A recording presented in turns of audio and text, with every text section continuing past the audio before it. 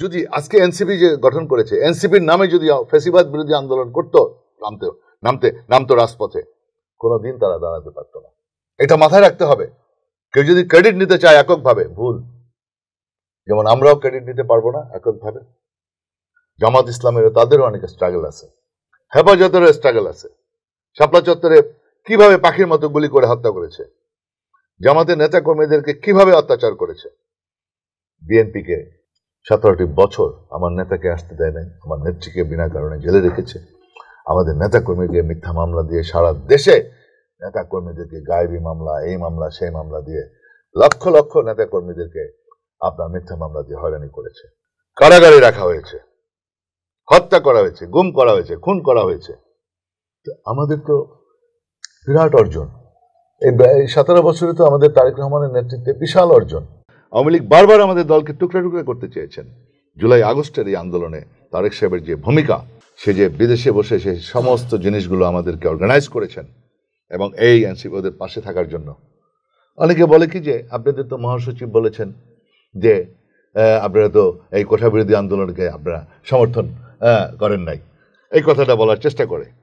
আরে এটাই তো কৌশল, এটাই তো রণকৌশল। যদি আমরা ওখানে, যেখানে বারবার শেখ হাসিনা বলতেছে জামাত আর বিএনপির খেলা এটা, আমরা সেখানে অস্বীকার করার কারণ হলো ওরা যেন রাস্তায় টিকে থাকে। যদি আমরা বলতাম সেদিন আমরা এইটার সাথে আছি, আর রাস্তায় থাকতে পারতো না। আস্তে আস্তে তারা দানা বাঁধছে।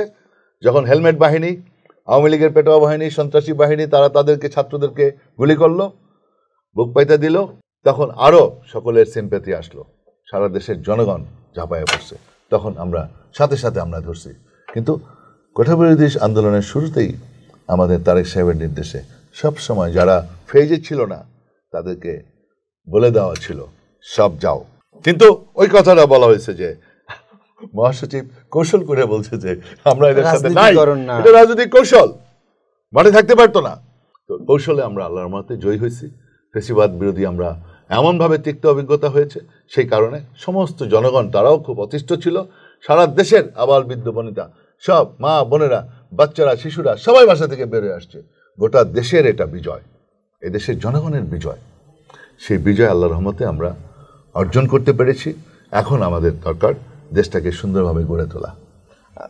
আমরা এখন ডাকসু নির্বাচনটাও আমাদের, যেহেতু এটা একটা আপনার আন্দোলনের শীতাগার, ঢাকা বিশ্ববিদ্যালয় সব সময় যে কোনো প্রতিবাদী আন্দোলনে, আপনি ভাষা আন্দোলন বলেন, 69-এর আন্দোলন বলেন, 62 শিক্ষা আন্দোলন বলেন, 69-এর গণঅভ্যুত্থান, 71-এর স্বাধীনতা যুদ্ধ, সেই স্বাধীনতা যুদ্ধে প্রথম পতাকা উত্তোলন করেন আসম আব্দুর রব অপরাজেয় বাংলার পাদদেশে। স্বাধীনতার ইশতেহার পাঠক শাহজাহান সিরাজ, স্বাধীনতার ইশতেহার পাঠক করেন ছাত্রনেতা।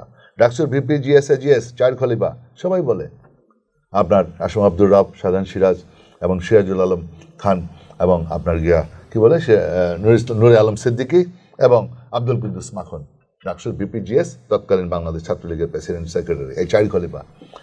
এদের যে অবদান, সেই অবদানকে খাটো করে দেখা হয়েছিল আওয়ামী লীগ তৎকালীন সময় ক্ষমতা আসার পরে। তো এই যে ছাত্ররা তাদের সবসময়ই আপনার অগ্রভাগে ছিল। 90-এর আন্দোলনে ছাত্র গণঅভ্যুত্থান, সেখানে আমরা সকল ছাত্র সংগঠন আমরা অগ্রভাগে ছিলাম ডাকসুর নেতৃত্বে। ফলে আপনার ঢাকা ইউনিভার্সিটি সবসময় আপনার দেখবেন সকল ছাত্র আন্দোলনে গিয়েছিল। এবারও দেখেন ঢাকা ইউনিভার্সিটির মেধাবী ছাত্ররা নেতৃত্ব দিয়েছে জুলাই আগস্টে। সুতরাং এটাই স্বাভাবিক, ছাত্ররা সবসময় প্রতিবাদী এবং ঢাকা বিশ্ববিদ্যালয়ের নেতৃত্ব দেয়।